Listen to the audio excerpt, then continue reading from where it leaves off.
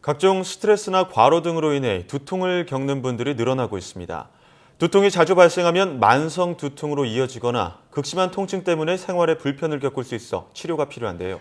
네, 그래서 이 시간에는 두통의 원인과 치료 방법에 대해 전문가와 함께 자세히 알아보도록 하겠습니다. 고려대 안암병원 가정의학과 김양현 교수 전화로 연결됐습니다. 교수님 안녕하십니까? 네, 안녕하십니까. 두통은 흔하게 겪는 증상 중에 하나인데요. 특히 늦게까지 야근을 하거나 이렇게 바쁘게 일을 하다 보면은 두통을 많이 겪게 되거든요. 이럴 때마다 증상을 좀 완화하는 방법이 좀 급하게 필요한데요. 두통이 발생했을 때 증상을 조금 완화하려면 어떻게 하는 게 도움이 될까요? 대부분의 두통은 긴장성 두통이 흔하게 나타나는데요. 네. 이때는 보통 머리에 띠를 두른 것처럼 아프게 됩니다. 즉, 이런 스트레스가 많은 상황에서 발생하기 쉬운데, 따라서 이런 스트레스 해소 방법이 중요합니다. 주로 이제 심호흡을 한다든지 또는 스트레칭을 통해서 긴장감이 해소가 된다면 증상이 좋아지기도 하고요. 근데 만약에 이런 경우에도 좋아지지 않을 때에는 약을 드시는 게 좀 도움이 됩니다. 특히 이제 편두통과 같은 경우는 이게 어떤 전조 증상이 나타날 수가 있는데 이때는 꼭 그때 약을 드시는 게 효과적으로 또 두통을 없앨 수 있는 방법입니다. 예, 긴장성 두통이 대부분인 경우가 많은데 이럴 때는 심호흡이나 스트레칭, 심할 때는 두통약을 먹는 게 좋다는 말씀해 주셨는데요. 이렇게 두통을 자주 겪으면 진통제를 미리 준비를 해놨다가 복용하기도 하는데 이렇게 약국에서 산 두통약을 복용할 때 어떤 점을 주의해야 좋을까요? 보통 약국에서 사 먹는 두통약의 경우에는 여러 성분이 복합적으로 들어있는 약이 많습니다.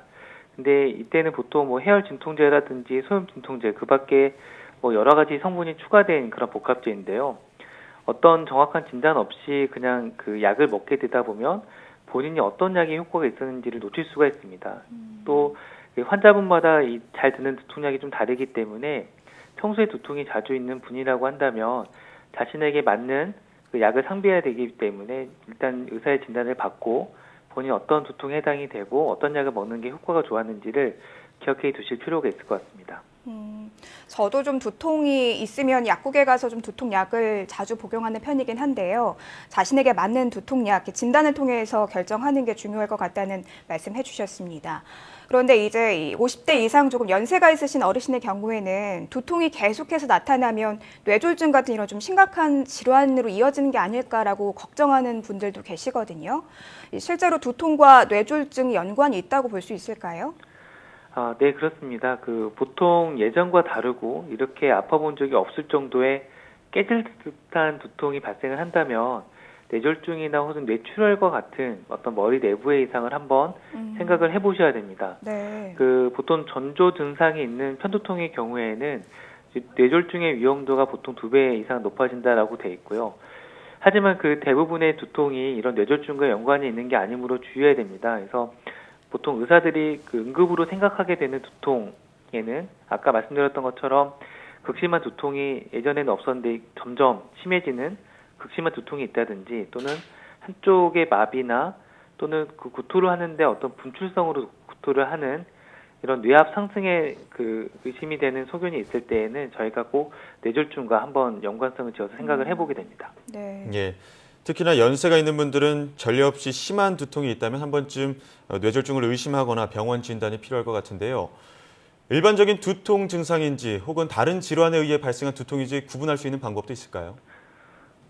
보통 이제 두통 자체로 구별하기는 쉽지는 않습니다. 그러니까 방금 말씀드렸던 뇌졸중의 경우처럼 어떤 힘이 빠지거나 신경적인 이상이 있을 때에는 뇌로 인한 어떤 머릿속 안쪽 문제로 인한 두통으로 생각을 할 수가 있고요. 또 그 밖에 녹내장의 경우에도 보통 이제 시야가 좁아지는 것을 호소를 하시지만 안압이 올라가면서 눈 주변을 비롯한 두통이 있을 수 있습니다. 이런 것들이 좀 차이가 있고요. 또 이제 치주 질환이나 턱관절 질환이 있을 때에도 이 머리 쪽으로 통증이 방사가 되면서 아플 수가 있거든요. 그래서 평소에 어떤 녹내장이나 이런 치주 질환, 턱관절 질환 이런 것들이 있을 때에는 혹시 이 질환과 관련돼서 아픈 게 아닌지를 한번 좀 살펴보시는 게 필요할 것 같습니다. 네, 두통과 녹내장, 턱관절 질환 이렇게 여러 가지 질환이 좀 연관이 돼 있다고 말씀해 주셨는데요. 그렇다면 두통이 계속돼서 다른 질환이 있는 게 아닐까 의심되는 경우에는 어떤 검사를 받는 게 도움이 될까요? 보통 이제 머리 쪽 이상이 의심이 되실 경우에는 급할 때에는 그 CT 검사를 해보는 게 도움이 되지만 어떤 뇌 안에 어떤 혹이 의심된다든지 어떤 혈관 질환이 의심이 된다면 MRI나 MRA를 측정하시는 게 도움이 되고요. 그 녹내장의 경우는 결국 안압이 상승하면서 문제가 생기기 때문에 안압 측정이 필요할 수 있고 치주 질환이나 턱관절 쪽은 결과적으로는 이 치과 검진을 좀 받아보시는 게 필요합니다. 그래서 이런 혹은 피 검사에서 이상이 있거나 이럴 때도 문제가 있기 때문에 필요한 경우는 혈액 검사도 같이 해보는 게 좋을 것 같습니다. 예, 어쨌든 이전보다 통증이나 두통이 계속해서 진행이 된다면은 병원 진단을 무조건 받아봐야 되는 게 좋을 것 같은데요. 그렇다면 두통과 편두통, 이 발생하는 원인이나 치료법이 다른가요? 결국 이제 편두통도 두통의 하나의 어떤 종류고요. 예. 근데 긴장성 두통이 사실 대부분이긴 하지만 일반적인 두통은 머리 전체가 지근지근 아픈 이런 느낌인데 편두통의 경우에는 그 일반적인 두통과 다르게 한쪽이 이제 이 박동성으로 좀 아프고 또 한 가지는 전조 증상이 있습니다. 그래서 이 전조 증상이라고 하는 거는 보통 이런 두통이 오기 전에 나타나는 그 증상인데요.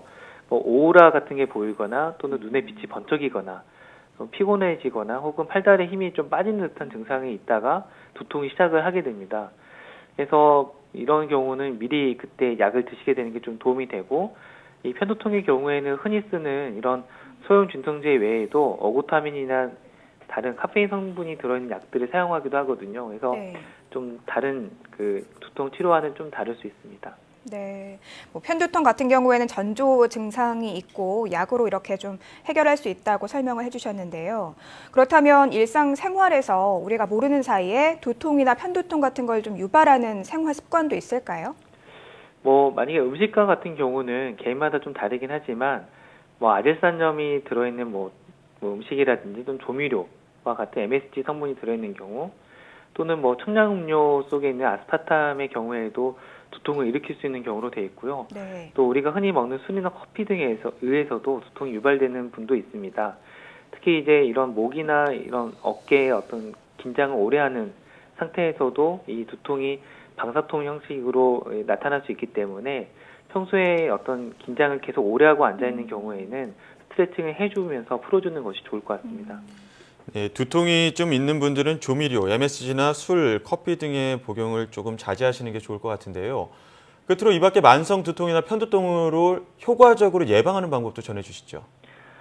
만약에 이런 특정 음식이 원인이 된다라고 한다면 일단 그런 원인들이 되는 음식들을 피하는 게 가장 좋고요. 예. 또 스트레스나 긴장을 제때 풀지 못할 경우에 이런 것들이 쌓여서 이 통증 양상으로 나타날 수 있기 때문에 본인만의 스트레스 푸는 방법, 예를 들어서 심호흡이나 스트레칭 혹은 이제 얘기를 해서 정신적인 스트레스 푸는 방법을 잘 생각을 해서 적용해 보는 게 좋고요.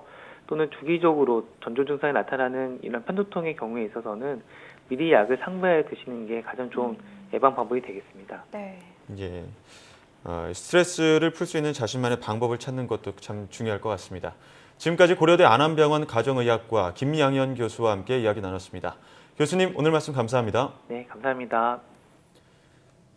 네, 요즘 연말이라 회식 자리 많으실 텐데요. 두통 있으신 분들은 증상이 더욱 심해지기 전에 이 흡연이나 음주는 삼가고 운동을 꾸준히 하시는 게 도움이 될 것 같습니다. 네, 두통하면 좀 흔한 증상이라서 가볍게 넘기는 경우가 많은데요. 만약에 두통이 계속된다면 좀 건강에 보내는 적신호일 수 있다는 것 꼭 기억하시는 게 좋겠습니다.